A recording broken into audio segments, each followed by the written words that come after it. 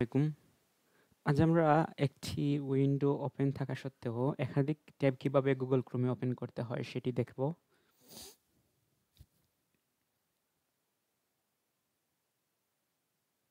তো সেই ক্ষেত্রে আমরা ধরুন ইউটিউবে যাচ্ছি। ইউটিউব থেকে একটি উইন্ডো অলরেডি আমাদের এখানে একটি ট্যাব খোলা রয়েছে।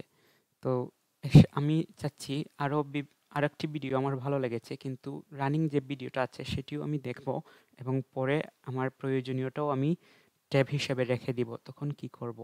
এই যে ধরুন আরেকটি ভিডিওতে রাইট ক্লিক করবেন, রাইট ক্লিক করে open link in new tab দিলেই দেখবেন এখানে নতুন ট্যাব হিসেবে থেকে যাবে। তো আপনার রানিং ভিডিওটি দেখার পর আপনি পরবর্তীতে সেটি পেয়ে যাবেন, কারণ পরবর্তীতে হয়তো সেই ভিডিও আপনাকে সার্চ করে আনতে হবে অথবা আপনাকে খুঁজে আনতে হবে।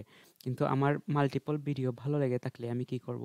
আমি এরকম ধরুন আরেকটি ভিডিও আমার ওপেন করে রাখতে চাচ্ছি ট্যাবে, open link in new tab এই অপশনটিতে ক্লিক করলেই আপনার ট্যাব হিসেবে মাল্টিপল ট্যাব আপনার গুগল ক্রোমে অ্যাক্টিভ থাকবে। তো যখন যেটি আপনার প্রয়োজন আপনি সেটি নিতে পারবেন।